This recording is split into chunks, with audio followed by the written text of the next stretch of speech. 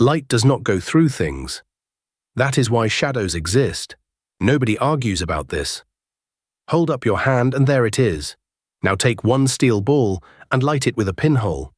A single point of light, nothing wider. You get a shadow. It is dark, so far exactly as expected. And in the middle of that darkness, one dot the size of a pin tip is bright. That is the spot the ball covers most perfectly. There is no path for light to reach it. And that dot is exactly as bright as if you had taken the ball away. The deepest part of the shadow is not shadow. Why? There is a picture that explains this. Do not think of light as flying forward. Think of it this way. Wherever light lands, a tiny bulb switches on right there.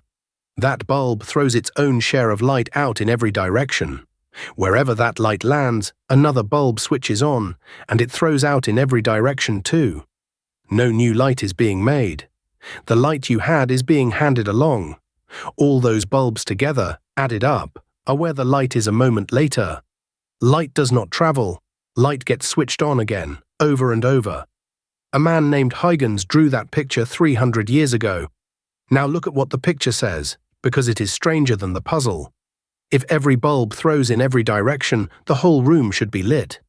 There should be no beam. There should be no shadow at all. Huygens knew. His picture even throws light backward into the lamp. To explain one bright dot, it deleted the entire shadow the dot sits in. Something is missing. The missing piece took 140 years to arrive.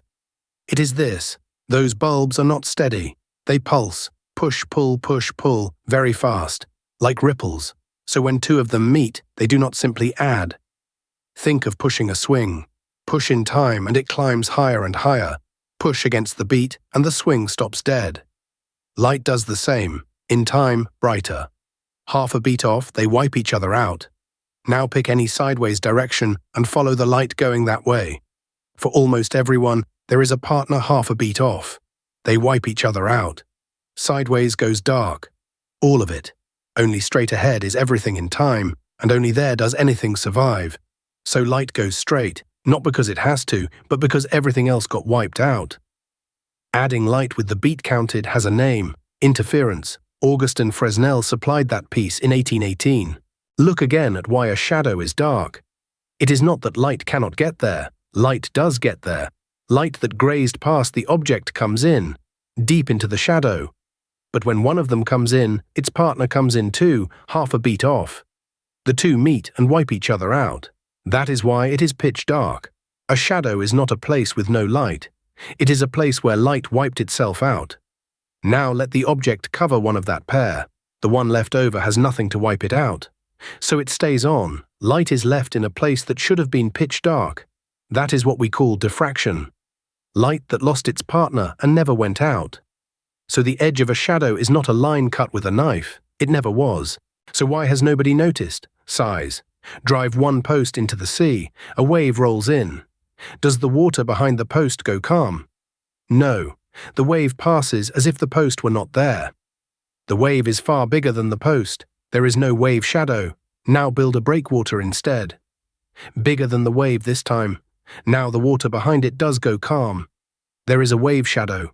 So here is the rule. Whatever blocks a wave has to be bigger than the wave, or there is no shadow. A light wave is more than 100 times thinner than a single hair. Everything in the world is bigger than that, so light throws a sharp shadow off everything. Sound is the other way round.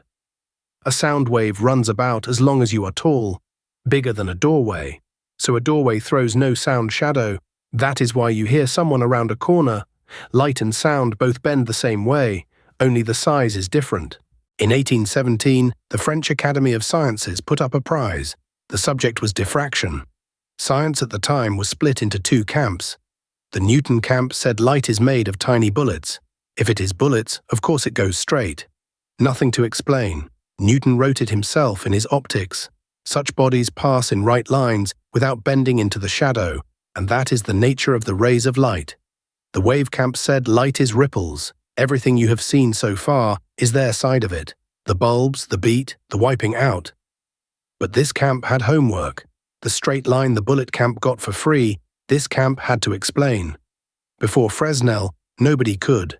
The man who entered was not a professor. He built roads and bridges for the French state. He handed his paper in 3 days before the deadline. There were 5 judges. 3 of them had already settled the answer. Newton was right. One of those 3 was a man called Poisson. He was very good at maths. He wanted to show that Fresnel was wrong, so he took the formula Fresnel had put forward and worked it out himself. Fresnel's own formula used to bring Fresnel down. He picked an easy case, one he could solve by hand, one round object and a point of light. Here is the answer he got. The middle of that shadow is bright as if the object were not there at all. You have seen this before. It is the thing from the start of this video. Poisson did not get the maths wrong. The answer was correct. He handed it over like this. The middle of a shadow, bright? Then the theory is wrong. He never thought to check. He saw no need. What Poisson wanted was the end of the wave theory. He did not get it. But it does make sense, and you already know why. Look at the rim of the ball. It is a round rim with bulbs switched on all the way around it. Now picture people standing in a circle, all walking in toward the middle at the same moment. Who gets there first? Nobody gets there first. They all arrive together. A circle means the distance is the same, and the same distance means the same arrival. Light does the same thing. Every bulb on that rim is the same distance from the middle of the shadow. So they arrive all at once, right on the beat. Not one of them is half a beat off. Not one of them has anything to wipe it out, so every last one of them adds up. That spot goes brighter than anywhere else. It is bright because it is the best hidden place there is. Now stand them in a square instead. The people at the corners are further out than the people along the sides. They arrive late. Arrivals out of line, beats out of line, and the wiping out comes back. No dot. What made the dot was not the ball. It was the round shape. One of the judges was a man called Arago.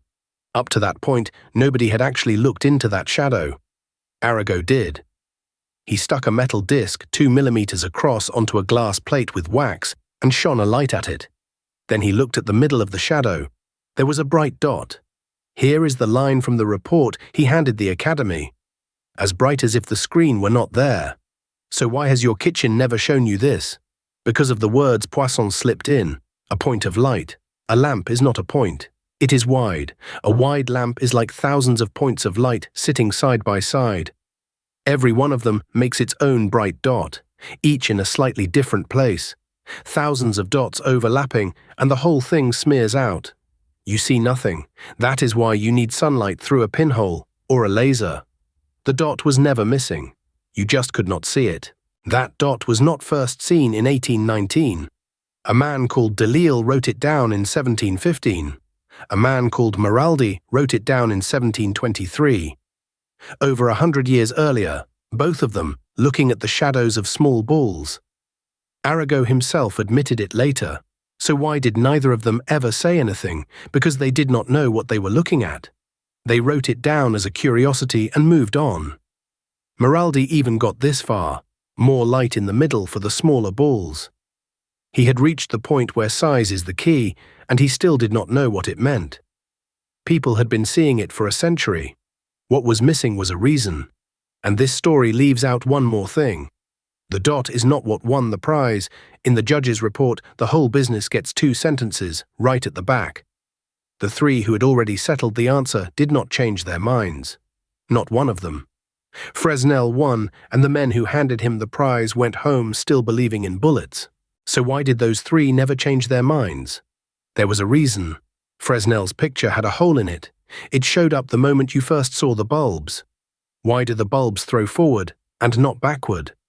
Fresnel did not know, so he rubbed the backward light out by hand and stopped there. Doing that made everything match. Why he was allowed to do it, he could not say, and he knew it. That is exactly where Poisson kept pushing. Poisson was not being unfair. The hole stayed open for the rest of Fresnel's life. He died at 39. 55 years later, in 1882, a man called Kirchhoff closed it.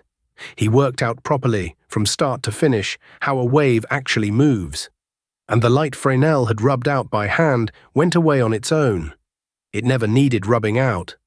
That is simply what waves do. So this is not the story of one experiment overturning physics in a day. A road engineer drew half a picture that worked, said out loud that he could not account for the other half, and waited out the century. And we still use that picture. Wherever light lands, a tiny bulb switches on. That one sentence is why the edge of your hand's shadow is soft. It is also the only reason the middle of it is dark.